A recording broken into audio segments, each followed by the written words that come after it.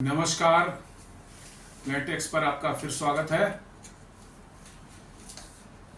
हमेशा की तरह गुजारिश है, प्लेटेक्स को सब्सक्राइब करें, हमारे वीडियोस को लाइक करें, फ्रेंड्स एंड फैमिली का ज़रूर शेयर करें और बेल आइकन दबाना बिल्कुल नहीं भूलें। दोस्तों, पिछले दो तीन दिनों से एक न्यूज़ आ रही थी जिसके बारे में पहले भी हम जिक्र कर चुके हैं पिछले वीडियोज़ में।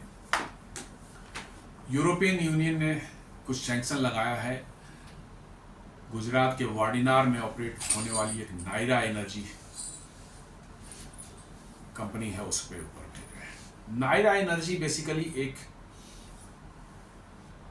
रशियन कंपनी है, बहुत बड़ी ऑयल कंपनी है रसिया की, रोजनेफ्ट उसको बोलते हैं। रोजनेफ्ट का ही फुली ओन्ड सब्सिडियरी है नायरा एनर्जी। 2017 में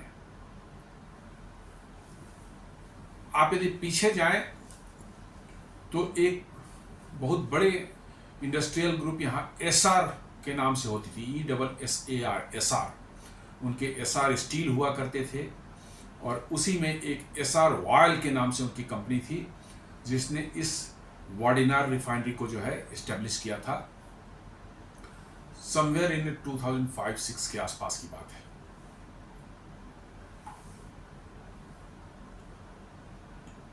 उसको एसआर ऑयल के नाम से जाना जाता था उस कंपनी को, और ये रिफाइनरी इस्टेब्लिश की गई थी गुजरात के वाडिनार में। वाडिनार जो है बिल्कुल जामनगर के से और आगे गल्फ ऑफ कच्छ के बिल्कुल कोस्ट पर, किनारे पर है। और ये बहुत बड़ी रिफाइनरी है, 20 million metric tonne per annum की कैपेसिटी है इसे क्रूड प्रोसेस करने की। और ये इंडिया में दूसरी सबसे बड़ी सिंगल साइट रिफाइनरी है after Reliance refinery at Jamnagar. Reliance refinery Jamnagar की जो है उसकी कैपेसिटी 2 प्लांट्स हैं उनके यहाँ एक ही जगह पर। दोनों प्लांट्स की कैपेसिटी मिला के बहुत बड़ी है। ये दुनिया की सबसे बड़ी सिंगल साइट रिफाइनरी है। 60 million turns per annum crude processing करने की इनकी क्षमता है। उसके बाद भारत में ले लें तो भारत में वाडिनार रिफाइनरी जो है वो 20 मिलियन टन से दूसरे नंबर पर आती है। एसआर ऑयल या एसआर ग्रुप जो है इटसेल्फ जो है फाइनेंशियल क्राइसिस में आई और उनकी सभी कंपनियां करीब करीब जो है एसआर स्टील और एसआर ऑयल सभी जो है वो लिक्विडेशन में चली गई। एनसीएलटी के थ्रू जो है इनको लिक्विडेट किया गया और इनके नए जो बिडर्स आए उनको वो यूनिट्स बेच दी गई। जैसे एसआर स्टील को आप देखें तो उनको जो है आर्सेलर मित्तल जो है वो ग्रुप ने इसको खरीदा एसआर स्टील को, और नायरा एनर्जी जो है रोजनेफ्ट की जो कंपनी है उसने खरीदा एसआर ऑयल को, वाडिनार रिफाइनरी को। ये 2017 में ये रिफाइनरी जो है नायरा एनर्जी के कंट्रोल में आ गई और तब से ये उसको ऑपरेट कर रहे हैं, चला रहे हैं। ये बहुत बड़ी कंपनी है, ना सिर्फ रिफाइनरी इनकी है बट इनकी करीब 6700 पेट्रोल पंप्स भी पूरे भारत में फैले हुए हैं और इनको बढ़ाने का भी इनका प्लान है। और इसी पर जो है यूरोपियन यूनियन ने जो है प्रतिबंध लगाया है अभी 2-3 दिन पहले, क्योंकि ये रसिया से बड़े मात्रा में जो है क्रूड ऑयल सस्ते दामों पर इंपोर्ट करके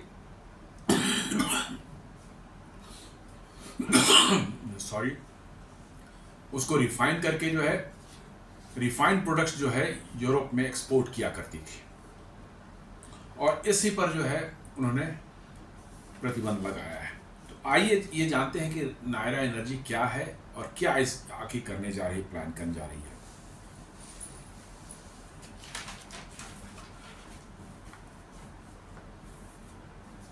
नायरा एनर्जी में जो है रोजनेफ्ट जिसकी ओनर कंपनी है नायरा एनर्जी की, उनका जो स्टेक है मतलब वाडिनार रिफाइनरी में जो है 49.13% शेयर है, और ये कंट्रोलिंग उनका मतलब कि जो ओनरशिप है ये।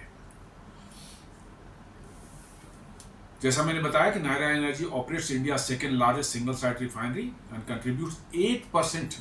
भारत के refining capacity, crude oil refining capacity का 8% रिप्रेजेंट करते हैं ये, और 20 मिलियन टन इनका जो है प्रोसेसिंग कैपेसिटी है। 2017 से इन्होंने लिया था, और 2017 में लेने के बाद जो इन्होंने फर्दर 14,000 करोड़ जो है इन्होंने जो है इन्वेस्ट किया है इसमें, जो है इसको स्ट्रीमलाइन करने के लिए, फर्दर डाउन स्ट्रीम प्रोडक्ट्स को कुछ इम्प्रूव करने के लिए और एग्जिस्टिंग फैसिलिटीज़ को इम्प्रूव करने के लिए 14,000 करोड़ इन्वेस्ट किया है। अब ये तो नायरा एनर्जी के बारे में छोटी सी जानकारी आ गई। यूरोपियन यूनियन का सैंक्शन बेसिकली जो है रशिया को पनिश करने के लिए किया जा रहा था, और इंडिया को रशिया से दूर करने का उनका जो प्लान है उस प्लान के तहत जो ये सैंक्शंस लगाए गए हैं। लेकिन कल एक न्यूज़ निकल करके आई जिससे लगता है कि यूरोपियन यूनियन के गाल पर एक बहुत बड़ा थप्पड़ जड़ दिया है नायरा एनर्जी ने। नायरा एनर्जी ने जो है भारत में 70,000 करोड़ रुपए का इन्वेस्टमेंट का ऐलान कर दिया है। जी हाँ, 70,000 करोड़, 70,000 करोड़ का फर्दर इन्वेस्टमेंट का उन्होंने प्लान कर दिया है। Focusing on down stream capacity, मतलब कि जो है पेट्रोलियम को, जब क्रूड ऑयल को प्रोसेस करते हैं तो जो उनके प्रोडक्ट्स निकलते हैं, पेट्रोल, डीजल और सारी, इनके बाद फर्दर जो है आगे जो है डाउन स्ट्रीम में जो क्या बनते हैं, पेट्रोकेमिकल्स, इथेनॉल, इन सबों में इन्वेस्टमेंट का प्लान बनाया है उन्होंने। और साथ साथ रिटेल आउटलेट्स का जो उनके 6,700 जो अभी चल रहे हैं इंडिया में, उनको और फर्दर एक्सपैंड करने का, और गवर्नमेंट लिंक जो है ESG प्रोजेक्ट्स जो होते हैं, environmental, social and governmental projects जो होते हैं, उनमें भी इन्वेस्ट करने का उन्होंने प्लान बनाया है। तो एक तरफ यूरोपियन यूनियन जो है नायरा एनर्जी को पनिश करने के लिए उस पर प्रतिबंध लगा रही कि उसके प्रोडक्ट्स जो है यूरोप में नहीं जाएंगे, क्योंकि जब से यूक्रेन की क्राइसिस शुरू हुई है, यूक्रेन रशिया वार शुरू हुआ है लगभग 3.5 साल पहले, तब से भारतीय रिफाइनर्स जो हैं, चाहे PSUs के इंडियन ऑयल हो गए, भारत पेट्रोलियम हो गए, हिंदुस्तान पेट्रोलियम हो गए, चाहे private refiners like Reliance and Nayara Energy, ये सभी, या और भी एक दो हैं प्राइवेट में जो है, ये सभी रसिया से बड़ी मात्रा में क्रूड ऑयल का इंपोर्ट कर रहे थे, क्योंकि यूरोपियन सैंक्शंस के रसिया पर लगने के बाद से रसियन ऑयल का मार्केट दुनिया में काफ़ी ज़्यादा इफेक्टेड हुआ, और रसिया ने ह्यूज डिस्काउंट पर जो है क्रूड ऑयल जो है भारत और चाइना को देना शुरू कर दिया। और चूंकि उस समय क्रूड ऑयल की कॉस्ट जो है बहुत हाई हो गई थी, करीब करीब $138 पर बैरल का तक पहुंच गई थी, तो भारत ने डिसाइड किया कि हम रसिया से चीप ऑयल लेंगे ताकि हमारे एनर्जी सिक्योरिटी पर कोई बहुत डिसास्ट्रस असर न पड़े।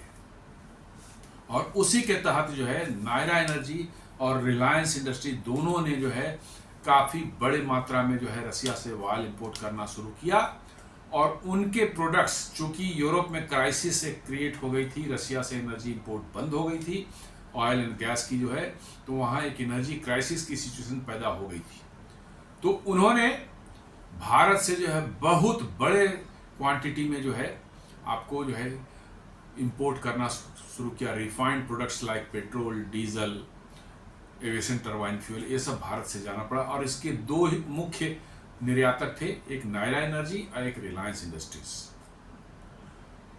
रिलायंस इंडस्ट्रीज पर भी कुछ प्रतिबंध की बात चल रही है उनके तरफ से, जो है उनको भी वो करने के लिए जो है, बट नायरा एनर्जी चूंकि डायरेक्टली जो है रशियन ओन्ड जो है कंपनी थी, रोजनेफ्ट की कंपनी थी ये, तो उस पर सबसे पहले प्रतिबंध लगाया गया। और उसके तुरंत बाद जो है नायरा एनर्जी द्वारा 70,000 करोड़ का निवेश भारत में करने का ऐलान कर देना एक तरह से यूरोपियन यूनियन की गाल पर बहुत बड़ा झन्नाटेदार थप्पड़ है। और आपको मैं बता दूं कि नायरा एनर्जी को जब से इन्होंने बैन किया है, 2 दिन में 48 घंटे के अंदर में ही यूरोप में एक एनर्जी क्राइसिस बिल्टअप होनी शुरू हो गई है। चूंकि यूरोप में किसी भी कंट्री के पास में बहुत बड़ी जो है पेट्रोलियम प्रोडक्ट्स के रिफाइंड प्रोडक्ट्स को जो है स्टोर करने की कैपेसिटी नहीं है। वहाँ पर है कि रिफाइन होकर के आई, बनी और तुरंत इस्तेमाल हो रहा है। उनके पास स्टोरेज कैपेसिटी नहीं है कि एक सप्ताह यदि नहीं आया सप्लाई तो काम चलता रहे, ऐसी बात नहीं है। वहाँ पर तुरंत उनको सप्लाई रेगुलर चाहिए और रेगुलर कंजम्पशन भी साथ साथ हो रहा है, तो थोड़ी बहुत उनकी स्टोरेज कैपेसिटी है। तो 48 घंटे के अंदर में ही जो है यूरोपियन यूनियन के देशों में जो है एक क्राइसिस वाली सिचुएशन बन चुकी है और लोग पेट्रोल पंप पर लंबी लंबी कतारें लगनी शुरू हो गई हैं। लोगों घंटों तक इंतजार करना पड़ रहा है। हजारों लोग जो है सड़कों पर अपनी गाड़ियां खड़ी करके घर चले जा रहे हैं क्योंकि उनकी गाड़ी में पेट्रोल या डीजल नहीं मिल पा रहा है उनको।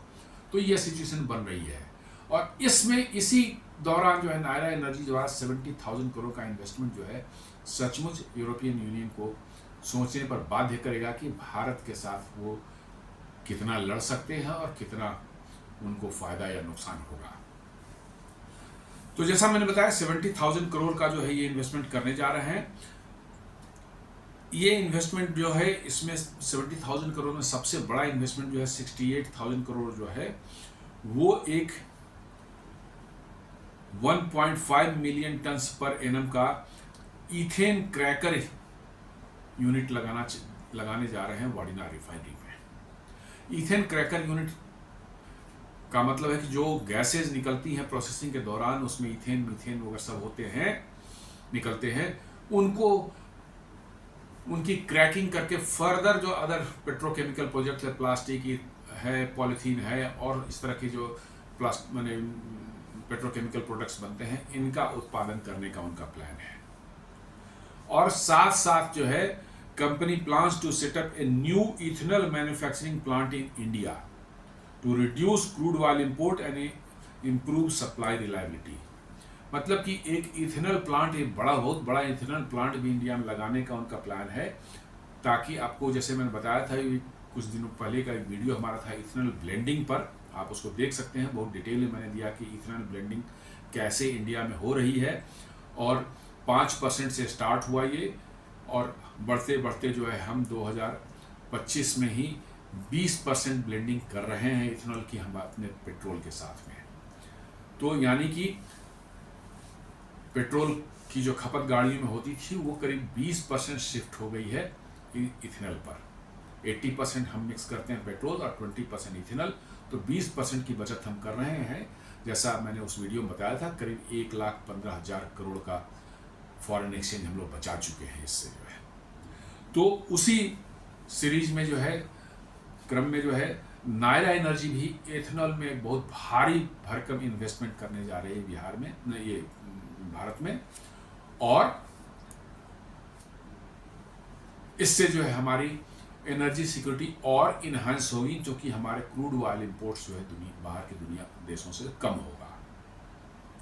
इसके साथ साथ जो है रिटेल में जो है 6,700 उनका और ऑलरेडी यहाँ पर भारत में पेट्रोल पंप्स जो हैं अक्रॉस द कंट्री फैले हुए हैं, उसमें वो लोग और करीब 50% और एडिशन करने जा रहे हैं अपने पेट्रोल पंप्स के जो है सीरीज है उनकी पूरे इंडिया में जो है उसमें जो है। तो एक बहुत बड़ा जंप होगा नायरा एनर्जी में जो है। मैं आज के दिन में जो है आज यदि ले लिया जाए तो करीब 55,000 एम्प्लॉय डायरेक्ट या इनडायरेक्ट एम्प्लॉय हैं उनके अंदर में। तो एक बहुत बड़ा सेटअप और इकोसिस्टम बन चुका है और उसको डिस्ट्रॉय करने के लिए यूरोपियन यूनियन अपने कोशिश कर रहा है। लेकिन भारत सरकार भी पूरी तरह से इस पर जो है अडिग है कि आपको जो करना है, जो सैंक्शन लगाना है आप लगाएं। रशियन ऑयल हमारे एनर्जी सिक्योरिटी के लिए ज़रूरी है, तो हम रशियन ऑयल इंपोर्ट करेंगे। आपको हमारे प्रोडक्ट्स लेने हैं या नहीं लेने हैं ये आपकी मर्जी, आप नहीं लेंगे कोई और लेगा। और इसी के तहत जो है अभी कल ही एक मैंने न्यूज़ देखा कि भारतीय कंपनियों को निर्देश दिया गया है, रिटेल माने ये रिफाइनिंग कंपनी जो रिफाइनर्स हैं PSU के और प्राइवेट के, कि अब वो अफ्रीकन देशों को जो है अपना ग्राहक खोजना शुरू करें, क्योंकि अफ्रीकन देशों में रिफाइनिंग कैपेसिटी बहुत कम के बराबर है। मोस्टली उनके प्रोडक्ट से इंपोर्ट ही होते हैं बाहर से। तो छोटे छोटे देश हैं जिनके यहाँ जो है पेट्रोल डीजल की कंजम्पशन जो है बहुत बड़ी नहीं होती है, लेकिन कंट्रीज बहुत से हैं, तो रिफाइनरीज वहाँ पर बहुत कम है। अफ्रीकन कॉन्टिनेंट में देखेंगे तो भारत सरकार ने अपनी कंपनियों को, ऑयल रिफाइनर कंपनियों को जो है निर्देश दिया है कि आप अपनी जो एक्सपोर्ट की आपकी जो है पेट्रोलियम प्रोडक्ट्स के एक्सपोर्ट का जो आपका यूरोपियन डिपेंडेंस पिछले कुछ 2-3 सालों में हो चुका था, उस पर अपनी डिपेंडेंसी कम करें और अपने प्रोडक्ट्स को जो है अफ्रीकन या अदर कंट्रीज में एक्सपोर्ट करने का पोटेंशियल देखिए, और इससे यूरोप पर बहुत भारी दबाव पड़ने वाला है, क्योंकि यूरोप की रिफाइनिंग कैपेसिटी जो है पिछले काफ़ी समय से जो है कई दशकों से ऑलमोस्ट स्टैग्नेंट हो गई है। स्टैग्नेंट क्यों हो गई है?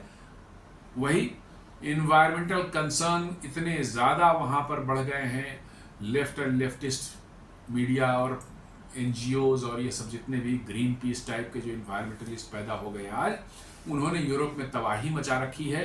कोई भी प्रोजेक्ट को वो आने नहीं दे रहे हैं। हर प्रोजेक्ट में जो है किसी न किसी तरह से जो है कोर्ट का सहारा लेकर के, ह्यूमन राइट्स फलाना ठिकाना का सहारा लेते हुए जो है उनको डिस्टर्ब कर रहे हैं, और इससे जो है यूरोप की जो है क्रूड ऑयल रिफाइनिंग कैपेसिटी जो है वो बढ़ नहीं पाई है, और अब तो बिल्कुल ही वो करीब करीब जो है मतलब कि डाउनफॉल की स्थिति में है, बिकॉज कि रसिया से उनको चीप ऑयल जो मिल रहा था उसको लेना उन्होंने बंद कर दिया। अमेरिका से वही तेल वो 3 गुने दाम में खरीद रहे हैं, जो कि प्रोडक्ट्स उसके इतने महंगे हो रहे हैं कि यूरोप के जो कंज्यूमर्स हैं उनके लिए उनको बियर करना मुश्किल हो रहा है। और यही कारण था कि जो है भारत से जो है बड़े पैमाने पर उन्होंने